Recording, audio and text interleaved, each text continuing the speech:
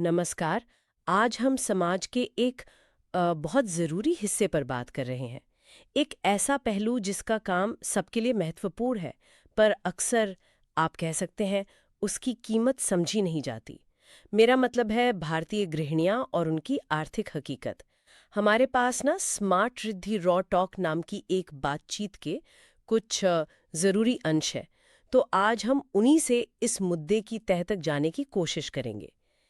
इस पूरी चर्चा का मकसद है कि उस बातचीत की खास बातें क्या थीं, जैसे कि घर के काम का आर्थिक मूल्य, है ना? या फिर क्यों कई महिलाओं के पास अपने पैसे का कंट्रोल नहीं होता, और इसके पीछे हमारी सोच, समाज की सोच, उसका क्या रोल है। तो चलिए शुरू करते हैं।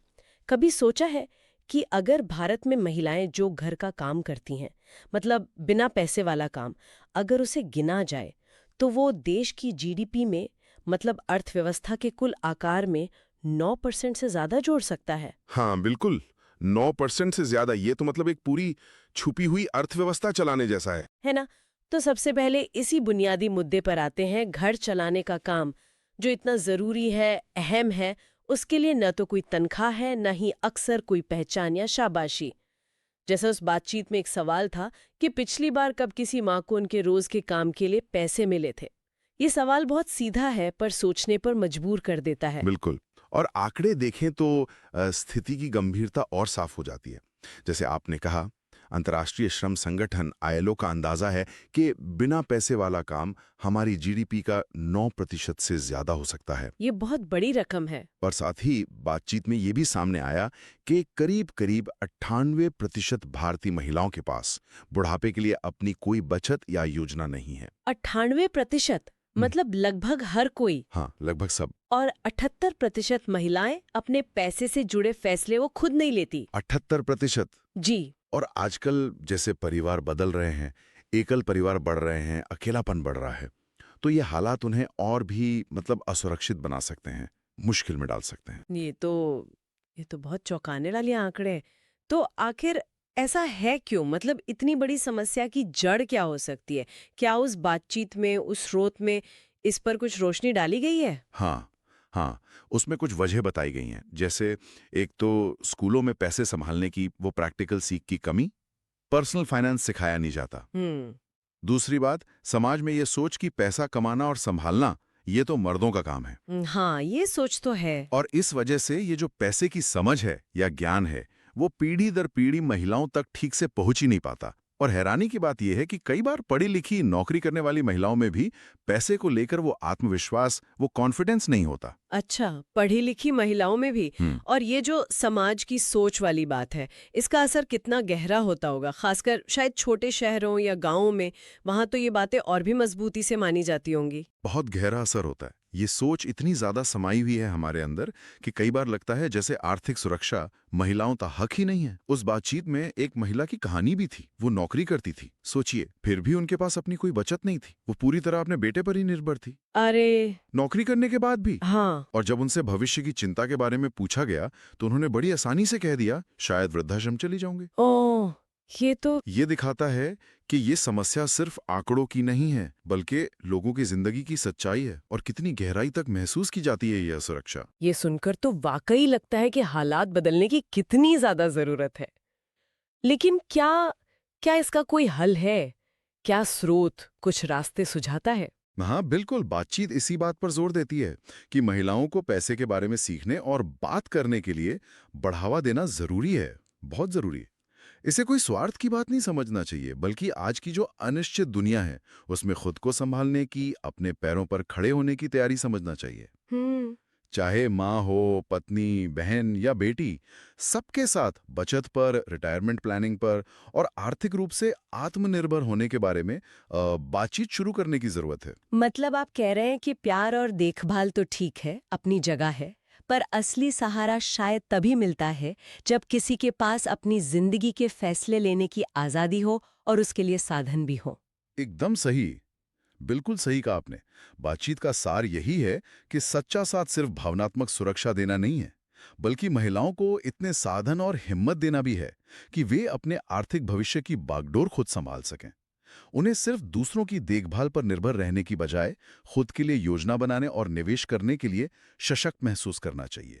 हिम्मत मिलनी चाहिए। तो कुल मिलाकर निचोड़ ये है कि घर संभालने वाली महिलाओं के इस अदृश्य लेकिन बहुत कीमती काम को पहचानना जरूरी है, और साथ ही महिलाओं को आर्थिक तौर पर मजबूत बनाना ये बहुत ज्यादा आवश्यक है।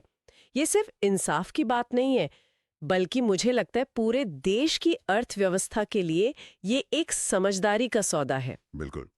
और आखिर में एक सवाल जो हम सब सोच सकते हैं कि सिर्फ आपसी बातचीत और हिम्मत बढ़ाने से आगे बढ़कर हमारे समाज और हमारे सिस्टम में ऐसे कौन से बड़े बदलाव लाने होंगे? ऐसे बदलाव जिनसे जो लोग ये ज़रूरी बिना पैसे वाला देखभाल का काम करते हैं, उनकी आर्थिक सुरक्षा को सही मायने में महत्व और सहारा मिल सके। ये सवाल हमें निजी कोशिशों से आगे बढ़कर बड़े समाधानों के बारे में सोचने पर मजबूर करता है। नमस्कार। आज हम समाज के एक बहुत ज़रूरी हिस्से पर बात कर रहे हैं। एक ऐसा पहलू जिसका काम सबके लिए महत्वपूर्ण है, पर अक्सर आप कह सकते हैं उसकी कीमत समझी नहीं जाती। मेरा मतलब है भारतीय गृहिणियां और उनकी आर्थिक हकीकत। हमारे पास ना स्मार्ट रिद्धि रॉ टॉक नाम की एक बातचीत के कुछ ज़रूरी अंश है। तो आज हम उन्हीं से इस मुद्दे की तह तक जाने की कोशिश करेंगे।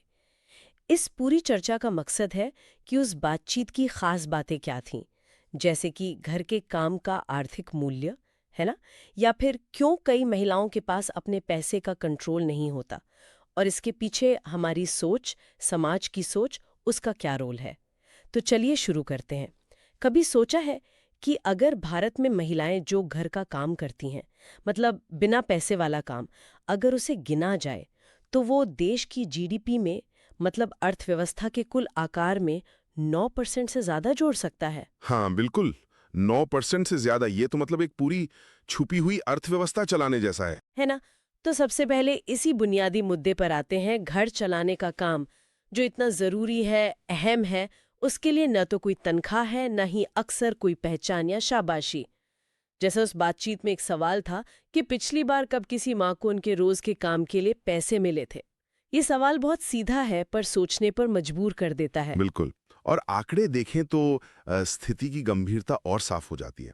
जैसे आपने कहा, अंतर्राष्ट्रीय श्रम संगठन आईएलओ का अंदाजा है कि बिना पैसे वाला काम हमारी जीडीपी का 9% से ज्यादा हो सकता है। ये बहुत बड़ी रकम है। और साथ ही बातचीत में ये भी सामने आया कि करीब करीब 98% भारतीय महिलाओं के पास बुढ़ापे के लिए अपनी कोई बचत या योजना नहीं है। 98%? मतलब लगभग हर कोई। हाँ, लगभग सब। और 78% महिलाएं अपने पैसे से जुड़े फैसले वो खुद नहीं लेती। 78%? जी। और आजकल जैसे परिवार बदल रहे हैं, एकल परिवार बढ़ रहे हैं, अकेलापन बढ़ रहा है, तो ये हालात उन्हें और भी मतलब असुरक्षित बना सकते हैं, मुश्किल में डाल सकते हैं। ये तो बहुत चौंकाने वाले आंकड़े हैं। तो आखिर ऐसा है क्यों? मतलब इतनी बड़ी समस्या की जड़ क्या हो सकती है? क्या उस बातचीत में, उस स्रोत में इस पर कुछ रोशनी डाली गई है? हाँ, हाँ, उसमें कुछ वजह बताई गई हैं। जैसे एक तो स्कूलों में पैसे संभालने की वो प्रैक्टिकल सीख की कमी, पर्सनल फाइनेंस सिखाया नहीं जाता। दूसरी बात, समाज में ये सोच कि पैसा कमाना और संभालना ये तो मर्दों का काम है। हाँ, ये सोच तो है। और इस वजह से ये जो पैसे की समझ है या ज्ञान है, वो पीढ़ी दर पीढ़ी महिलाओं तक ठीक से पहुंच ही नहीं पाता। और हैरानी की बात यह है कि कई बार पढ़ी लिखी नौकरी करने वाली महिलाओं में भी पैसे को लेकर वो आत्मविश्वास, वो कॉन्फिडेंस नहीं होता। अच्छा, पढ़ी लिखी महिलाओं में भी। और ये जो समाज की सोच वाली बात है, इसका असर कितना गहरा होता होगा, खासकर शायद छोटे शहरों या गांवों में।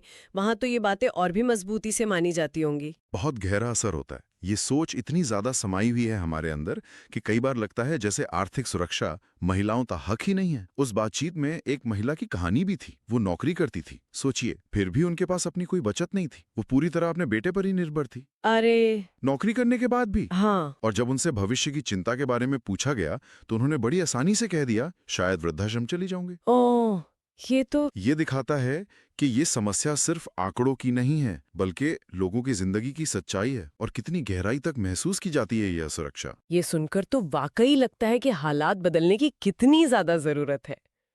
लेकिन क्या क्या इसका कोई हल है? क्या स्रोत कुछ रास्ते सुझाता है? हाँ बिल्कुल, बातचीत इसी बात पर जोर देती है कि महिलाओं को पैसे के बारे में सीखने और बात करने के लिए बढ़ावा देना जरूरी है, बहुत जरूरी। इसे कोई स्वार्थ की बात नहीं समझना चाहिए, बल्कि आज की जो अनिश्चित दुनिया है उसमें खुद को संभालने की, अपने पैरों पर खड़े होने की तैयारी समझना चाहिए। हम्म।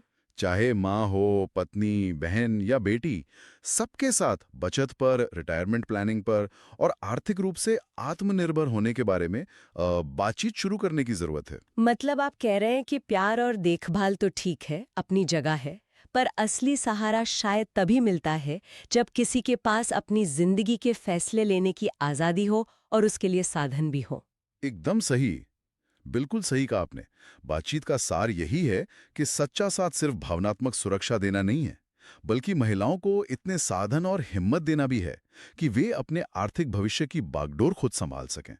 उन्हें सिर्फ दूसरों की देखभाल पर निर्भर रहने की बजाय खुद के लिए योजना बनाने और निवेश करने के लिए सशक्त महसूस करना चाहिए, हिम्मत मिलनी चाहिए। तो कुल मिलाकर निचोड़ ये है कि घर संभालने वाली महिलाओं के इस अदृश्य लेकिन बहुत कीमती काम को पहचानना जरूरी है, और साथ ही महिलाओं को आर्थिक तौर पर मजबूत बनाना ये बहुत ज्यादा आवश्यक है।